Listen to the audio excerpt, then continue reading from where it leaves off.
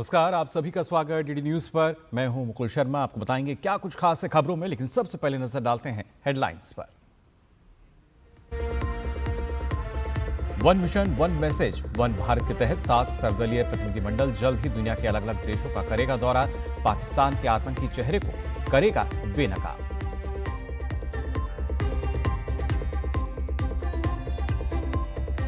गृहमंत्री अमित शाह के गुजरात दौरे का दूसरा दिन। अहमदाबाद में सहकारिता महासम्मेलन में हुए शामिल। तिरंगा यात्रा में भी होंगे शामिल।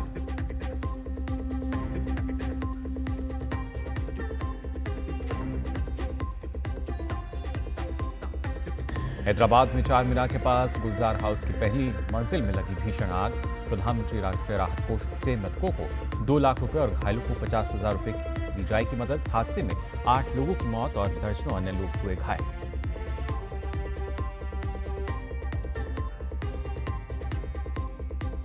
न्यूयॉर्क में ब्रुकलिन ब्रिज से टकराया मेक्सिको की नौसेना का जहाज। 2 लोगों की मौत और 17 लोग घायल।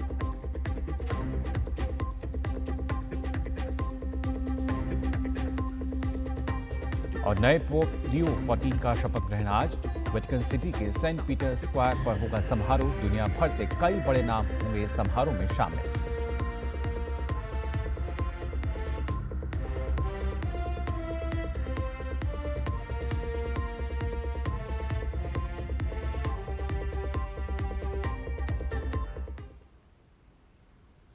और आइए अब खबरें देखते हैं विस्तार से। आपको बता दें, ऑपरेशन सिंदूर की सफलता के बाद अब सरकार आतंकवाद के खिलाफ पाकिस्तान की सरकार को बेनकाब करेगी। इसलिए भारत सरकार अलग अलग देशों में अपना प्रतिनिधिमंडल भेज रही है। One mission one message one Bharat के तहत सांसदों, नेताओं और राजनयिकों के 7 प्रतिनिधिमंडल दुनिया भर में जाकर आतंकवाद के मुद्दे पर भारत का पक्ष रखेंगे और पाकिस्तान को घेरने की कोशिश करेंगे।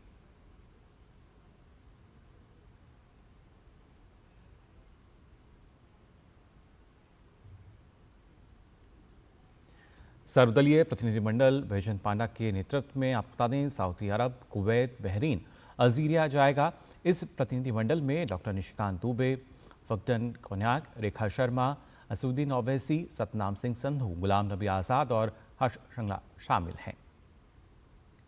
ऐसे 7 सर्वदलीय प्रतिनिधिमंडल जो कि अलग अलग देशों का दौरा करेंगे। बैजंत पांडा जिस दल का नेतृत्व करेंगे उसमें ये तमाम सदस्य मौजूद रहेंगे और सऊदी अरब, कुवैत, बहरीन, अल्जीरिया का ये दल दौरा करेगा। इसके साथ ही सर्वदलीय प्रतिनिधिमंडल सुप्रिया सुले की अगर हम बात कही जाए जो कि उनके नेतृत्व करेंगी और ये जो दल है ये मिस्र, कतर, इथोपिया और दक्षिण अफ्रीका जाएगा। इसके साथ ही इस प्रतिनिधिमंडल में राजीव प्रताप रूडी, विक्रमजीत सिंह साहनी, मनीष तिवारी, अनुराग सिंह ठाकुर, लाऊ श्रीकृष्णा देवरायुल, आनंद शर्मा, वी मुरलीधरन और सैयद अकबरुद्दीन शामिल हैं।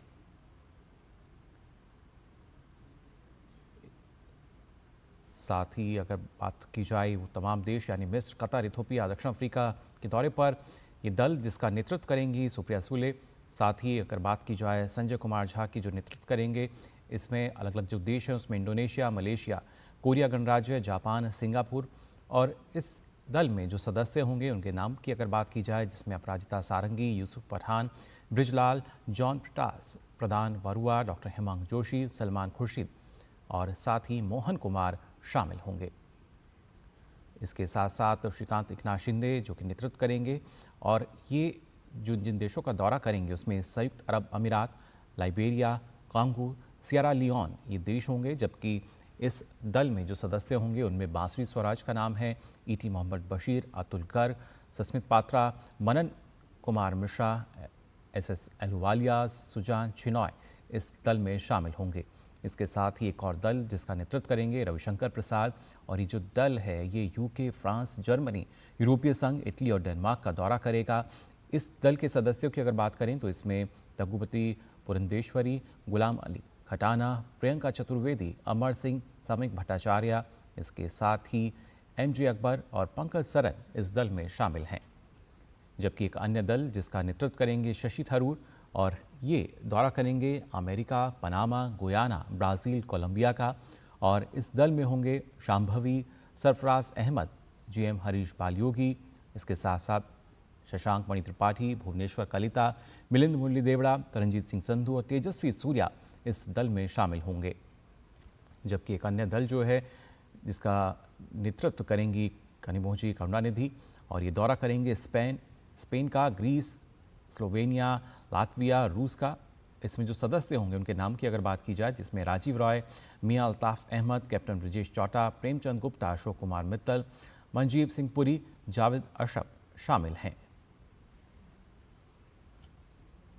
साथ ही साथ सर्वदलीय प्रतिनिधिमंडल में बीजेपी सांसद निशिकांत दुबे का भी नाम है। अपना नाम इस महत्वपूर्ण कार्य के लिए शामिल किए जाने पर निशिकांत दुबे ने प्रधानमंत्री का आभार जताया और कहा कि प्रधानमंत्री ने उन्हें ऑपरेशन सिंदूर के बाद दुनिया के सामने पाकिस्तान की कारगुजारियों और भारत के आतंकवाद के खिलाफ 78 साल से हमारे संघर्ष को मुस्लिम देशों को बताने के लिए चुना है। निशिकांत ने इनके साथ आपको बता दें AIMIM सांसद असदुद्दीन ओवैसी भी होंगे। निशिकांत ने इसे लोकतंत्र का सबसे खूबसूरत चेहरा बताया और कहा कि वो और ओवैसी एक साथ भारत के लोकतंत्र और मुसलमानों के भारत में मिले सम्मान, स्वाभिमान और समानता को बताएंगे।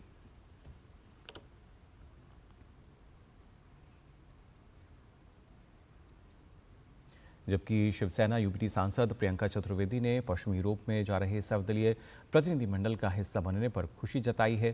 प्रियंका चतुर्वेदी ने कहा कि आतंकवाद को बढ़ावा देने और उसे सहायता देने के लिए पाकिस्तान को वैश्विक स्तर पर बेनकाब करने के लिए ये हमारा संयुक्त प्रयास है।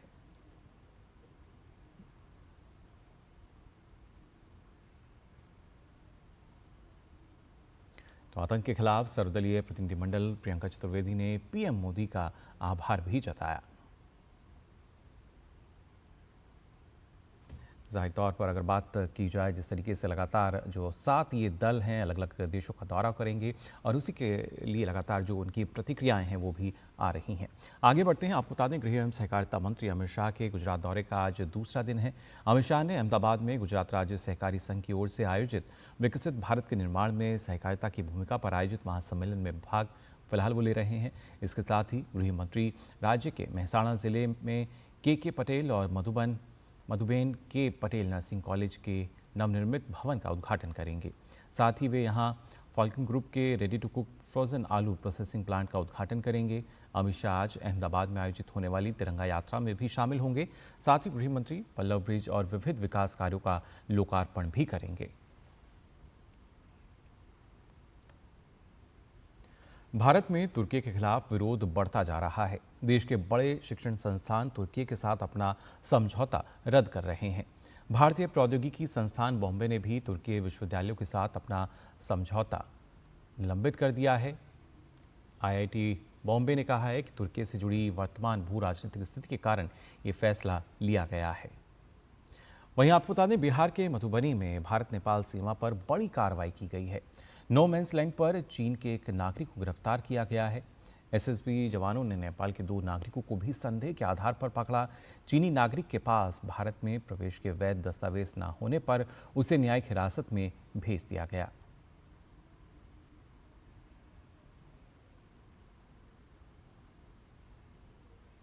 तो चीन के एक नागरिक को गिरफ्तार किया गया है, जबकि 2 नागरिक जो है नेपाल के हैं, जिनसे संदेह के आधार पर पूछताछ भी हुई। और आइए अब आगे बढ़ते हैं, बात करते हैं तिरंगा यात्रा की।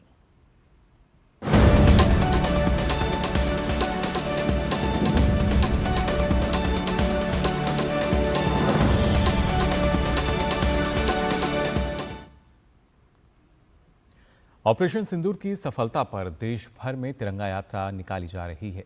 महाराष्ट्र के नागपुर में भी तिरंगा शौर्य सम्मान यात्रा निकाली गई, जिसमें राज्य के मुख्यमंत्री देवेंद्र फडणवीस भी शामिल हुए। इस दौरान लोगों में काफी उत्साह नजर आया। इस दौरान मुख्यमंत्री देवेंद्र फडणवीस ने कहा कि जिस तरह से सेना ने ऑपरेशन सिंदूर में अपना पराक्रम दिखाया है, पूरे देश की जनता सेना के साथ खड़ी है, प्रधानमंत्री के संकल्प के साथ खड़ी है। फडणवीस ने कहा कि ये तिरंगा यात्रा सिर्फ शहरों में नहीं बल्कि पंचायतों में भी निकाली जाएगी। ऑपरेशन सिंदूर में जिस प्रकार से भारत की सेना ने बहादुरी दिखाई है, पूरे देश में जनता भारत के सेना के साथ खड़ी है, देश के प्रधानमंत्री जी के संकल्प के साथ खड़ी है। और यहाँ पर भी हम लोगों ने ये तय किया कि केवल शहरों में नहीं तो पंचायतों में भी तिरंगा यात्रा निकलेगी। पंचायत के लोग भी सेना को धन्यवाद देना चाहते हैं। वहीं आपको बता दें, तेलंगाना के हैदराबाद में सिटीजन्स फॉर नेशनल सिक्योरिटी के बैनर तले तिरंगा यात्रा निकाली गई। रैली में पूर्व उपराष्ट्रपति एम वेंकैया नायडू, केंद्रीय कोयला एवं खान मंत्री जी किशन रेड्डी के साथ कई प्रमुख हस्तियों ने भी हिस्सा लिया। इस रैली का आयोजन हुसैन सागर झील के टैंक बंद पर किया गया। इस मौके पर केंद्रीय मंत्री जी किशन रेड्डी ने कहा कि ऑपरेशन सिंदूर में हमारी सेना ने संघर्ष करके देश को विजय पथ पर लाया है। सेना को धन्यवाद और अभिनंदन करने के लिए ये यात्रा निकाली गई।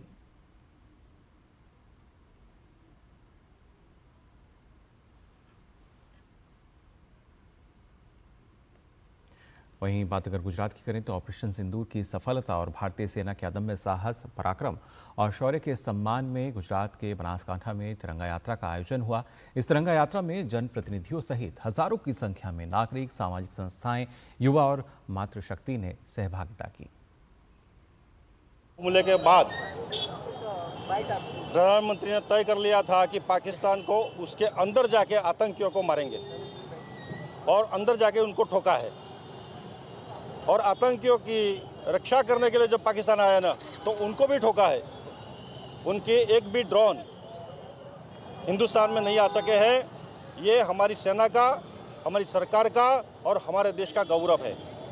इस गौरव को हम आज तिरंगा यात्रा करके सेना को प्रोत्साहित कर रहे हैं कि हम आपके साथ हैं। आप हमेशा देश की रक्षा करते हैं, हम आपके साथ रहेंगे और हम आपके साथ रह के अगर सरहद पे आना पड़ा तो हम वहाँ आके भी लड़ेंगे। जो ऑपरेशन सिंदूर को जिसने सक्सेस किया है, वो हमारे सेना बल, हमारे सैनिकों के सम्मान में हमने यहाँ तिरंगा यात्रा निकाली है। हम सबको मालूम है कि पहलगाम में जो हमारे टूरिस्ट थे, हमारे प्रवासी जो 26 तो भारत देश के, उनको जो आतंकवादियों ने मार दिया है, उसके लिए हमारे भारत सरकार, हमारे मोदी सरकार के नेतृत्व ने उनका जवाब दिया है ऑपरेशन सिंदूर की तरह। इसलिए हम हमारी सरहदों के सैनिकों के यात्रा के लिए, उनको सम्मान देने के लिए, उनको सपोर्ट देने के लिए ये तिरंगा यात्रा हमने निकाली है।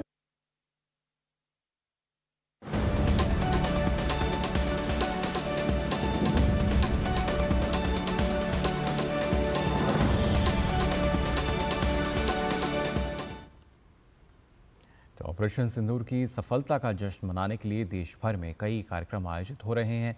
उत्तर प्रदेश में रामपुर के रजा लाइब्रेरी में वीरोत्सव का आयोजन किया जा रहा है। प्रदर्शनी में वीर जवानों की गाथाओं का प्रदर्शन किया गया। ये प्रदर्शनी 21 मई तक चलेगी।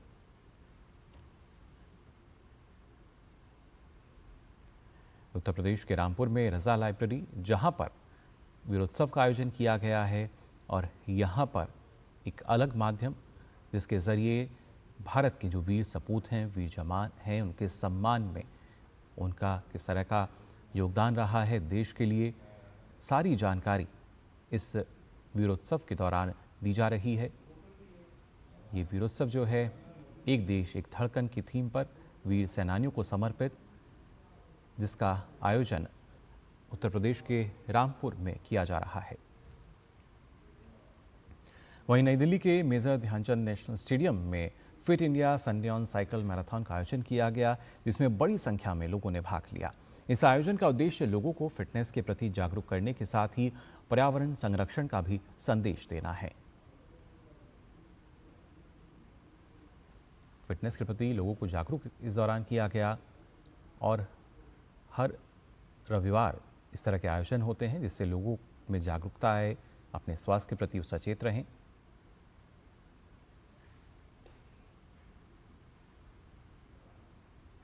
भारतीय सेना की वेस्टर्न कमांड ने सोशल मीडिया प्लेटफॉर्म एक्स पर ऑपरेशन सिंदूर का वीडियो साझा किया है, जिसमें पाकिस्तान के आतंकी ठिकानों पर की गई सटीक और योजनाबद्ध कार्रवाई को दर्शाया गया है।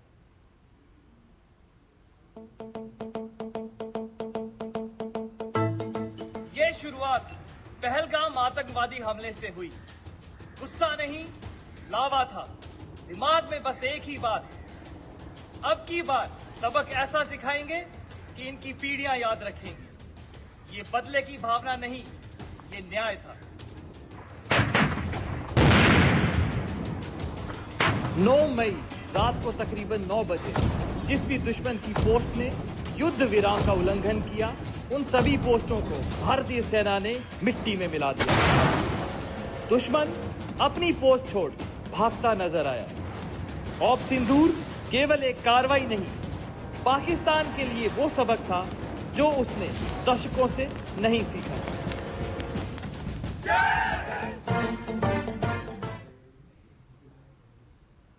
तो सेना की वेस्टर्न कमान ने वीडियो साझा किया है जिसमें जाहिर तौर पर देखा जा सकता है किस तरीके से उन तमाम जो खासतौर से आतंकी स्थल हैं, संगठन खासतौर से अगर देखा जाए जिनको ध्वस्त किया गया और जो कहा सेना ने वो किया है, और ना सिर्फ जवाबी कार्रवाई बल्कि एक तरीके से देखा जाए तो न्याय किया है, क्योंकि भारत लगातार इस जंग की अगर जब हम बात करते हैं जो कि आतंक के खिलाफ चल रही है, इसमें बिल्कुल भी पीछे नहीं हटा है और लगातार इस बात पर जोर दिया गया है कि भारत लगातार इस लड़ाई को लड़ता रहेगा और पूरा विश्व भारत के साथ खड़ा हुआ नजर आता है आतंकवाद के खिलाफ इस जंग में। फिलहाल बुलेटिन में हम यहाँ रुक रहे हैं एक छोटे से ब्रेक के लिए, जल्द लौटते हैं।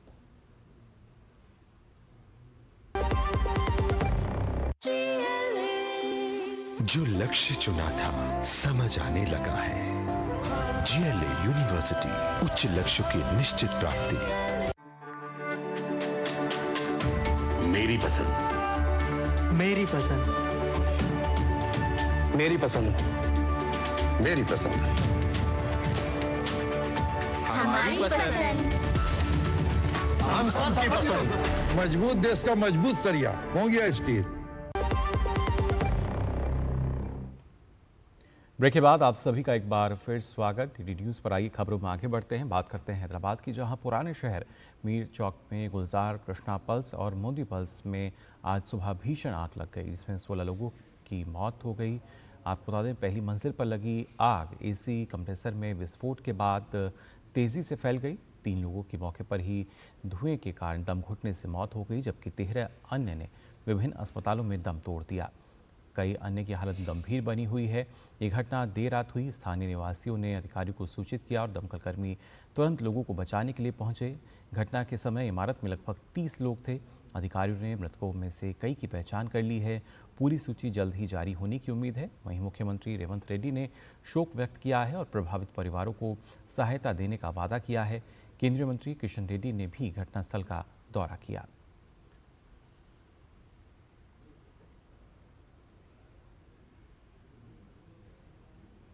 तो भीषण आग में 16 लोगों की मौत हुई। पहले सूचना आई थी 8 लोगों की, लेकिन अब जो ताज़ा जानकारी मिली है इसमें 16 लोगों की मौत हो चुकी है। आपको बता दें प्रधानमंत्री नरेंद्र मोदी ने हैदराबाद में आग लगने की घटना पर दुख व्यक्त किया है। प्रधानमंत्री ने एक्स पर कहा है कि तेलंगाना के हैदराबाद में आग लगने की घटना में लोगों की मौत से बहुत दुखी हूँ। जिन लोगों ने अपने प्रियजनों को खो दिया है उनके प्रति संवेदना, घायलों के जल्द स्वस्थ होने की कामना करता हूँ। प्रधानमंत्री राष्ट्रीय राहत कोष से प्रत्येक मृतक के परिजनों को 2 लाख रुपए की अनुग्रह राशि देने की घोषणा की गई है। वहीं घायलों को 50,000 रुपये दिए जाएंगे।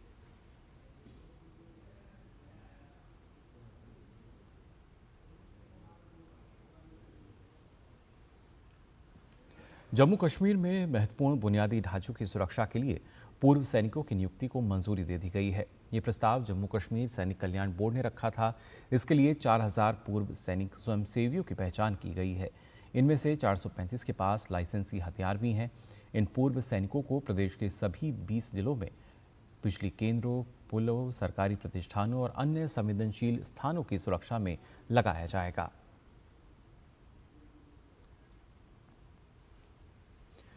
कृषि मंत्री शिवराज सिंह चौहान आज महाराष्ट्र में नागपुर में विदर्भ क्षेत्र के किसानों से बातचीत करेंगे। कार्यक्रम में मुख्यमंत्री देवेंद्र फडणवीस भी शामिल होंगे। शिवराज चौहान भारतीय कृषि अनुसंधान परिषद, राज्य कृषि विभाग और राज्य कृषि विश्वविद्यालय के अधिकारियों के साथ क्षेत्र में कृषि और ग्रामीण विकास योजनाओं की प्रगति की समीक्षा बैठक करेंगे। शिवराज सिंह चौहान नागपुर में राष्ट्रीय मृदा स्पेक्ट्रल लाइब्रेरी का उद्घाटन भी करेंगे। वे कपास की फसलों को प्रभावित करने वाले एक प्रमुख कीट पिंक बॉलवर्म के लिए AI आधारित स्मार्ट ट्रैप का भी शुभारंभ करेंगे।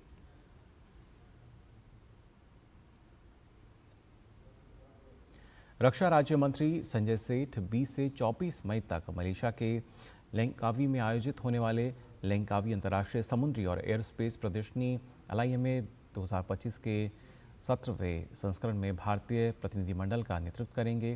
लिमा 2025 में एक भारतीय मंडप जो है स्थापित किया गया है। Mazagon Dock, Ship Builders Limited, Bharat Dynamics Limited, BML, Hindustan Aeronautics Limited और ग्लाइडर्स इंडिया लिमिटेड सहित कई डीपीएसयू और निजी रक्षा कंपनियां प्रदर्शनी में भाग लेंगी और भारतीय रक्षा उद्योग की क्षमता का प्रदर्शन करेंगी। इस वर्ष डोनियर विमान और एक भारतीय नौसेना जहाज सहित भारतीय संपत्ति भी लीमा 2025 में भाग लेगी। प्रदर्शनी के दौरान रक्षा राज्य मंत्री मलेशिया के रक्षा मंत्री दातू सेरी मोहम्मद खालिद बिन नॉर्डिन से भी मुलाकात करेंगे। ये यात्रा द्विपक्षीय रक्षा सहयोग और व्यापक रणनीतिक साझेदारी को और मजबूत करेगी। भारत और मलेशिया के बीच मजबूत और बहुआयामी संबंध हैं जो रक्षा और सुरक्षा सहित कई रणनीतिक क्षेत्रों में विस्तारित हुए हैं। दोनों देश 2024 में मलेशिया के प्रधानमंत्री की यात्रा के दौरान स्थापित व्यापक रणनीतिक साझेदारी के दृष्टिकोण के तहत काम करने के लिए प्रतिबद्ध हैं। लीमा 1991 में स्थापित और द्विवार्षिक रूप से आयोजित होने वाली इस प्रदर्शनी को एशिया प्रशांत क्षेत्र की बड़ी और सबसे महत्वपूर्ण समुद्री और एयरोस्पेस प्रदर्शनी माना जाता है।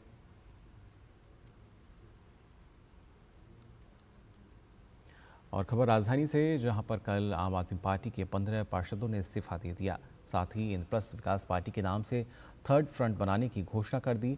इस पर बीजेपी ने कहा है कि आम आदमी पार्टी के भ्रष्टाचार के कारण ही इन पार्षदों ने इस्तीफा दिया। आपको बता दें कि हेमचंद, हिमानी जैन, रोनाक्षी शर्मा, उषा शर्मा, राखी यादव, साहिब कुमार, राजेश कुमार, मनीषा सुमन समेत 15 पार्षदों ने आप का साथ छोड़ दिया है और हेमचंद गोयल को नए फ्रंट का नेता बनाया गया है। जिस तरह से 11 साल दिल्ली में विकास की गति रुकी थी और उसी तरीके से 2.5 साल में जो पार्षद थे वो भी निश्चित रूप से भ्रष्टाचार के कारण फ्रस्ट्रेट हुए और फ्रस्ट्रेट होकर के उन्होंने हौज-खास के पार्षद कमल भारद्वाज, मालवीय नगर की पार्षद लीना कुमार ने इस्तीफा दिया है। ये अपने आप में आम आदमी पार्टी की कार्यशैली पर बड़ा प्रश्न चिन्ह है। आम आदमी पार्टी के विधायकों पर जिसके नेतृत्व में उन्होंने काम किया एक बड़ा प्रश्न चिन्ह है। किस तरह से पार्टी लोग छोड़ करके जा रहे हैं। और आज आपको बता दें अंतर्राष्ट्रीय संग्रहालय दिवस है। प्रत्येक वर्ष 18 मई को अंतर्राष्ट्रीय संग्रहालय दिवस मनाया जाता है। साल 1983 में 18 मई को संयुक्त राष्ट्र ने संग्रहालय की विशेषता और महत्व को समझते हुए अंतर्राष्ट्रीय संग्रहालय दिवस मनाने का निर्णय लिया। इस मौके पर भारतीय पुरातत्व सर्वेक्षण ने आज ये घोषणा की कि देश भर के सभी एएसआई स्मारकों और संग्रहालयों में प्रवेश निःशुल्क रहेगा।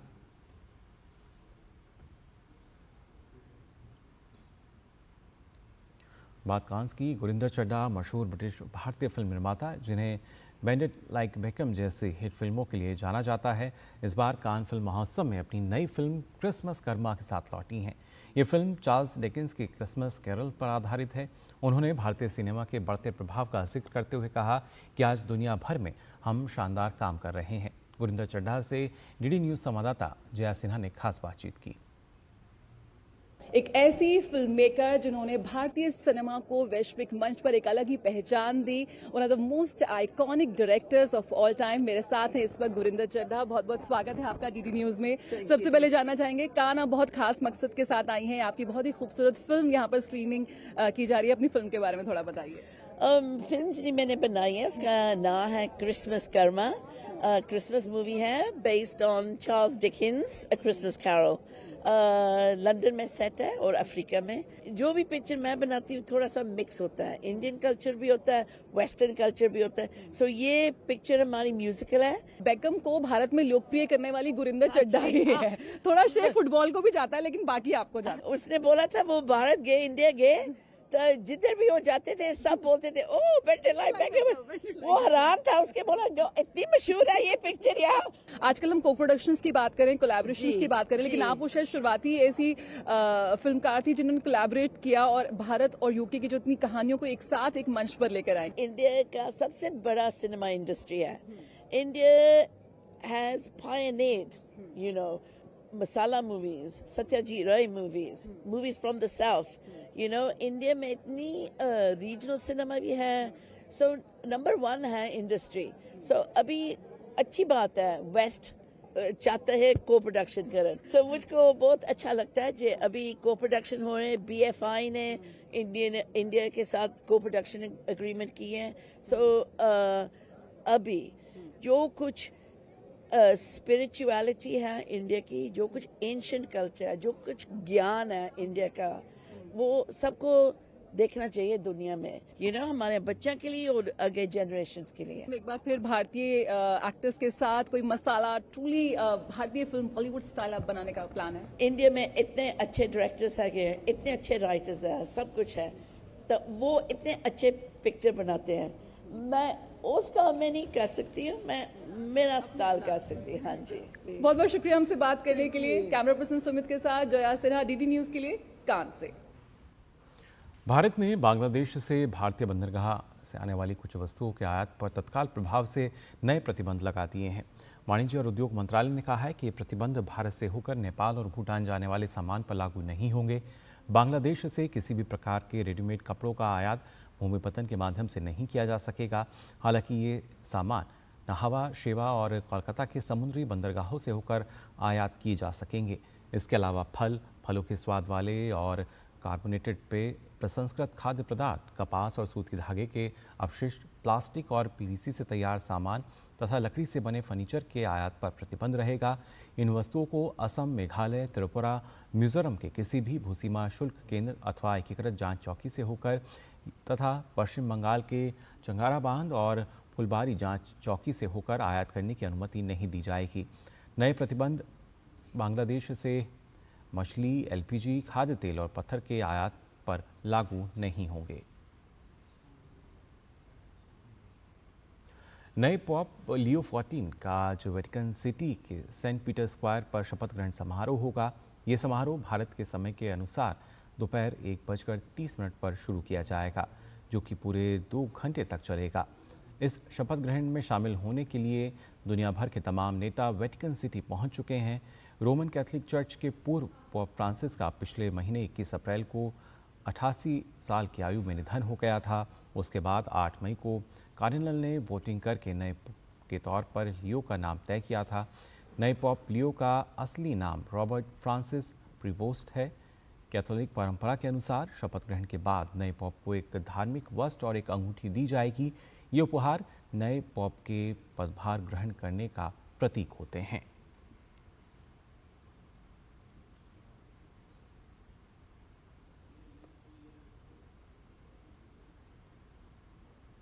पोप लियो 14 जिनका आज शपथ ग्रहण समारोह होगा आपसे कुछ देर बाद करीब 1:30 पर।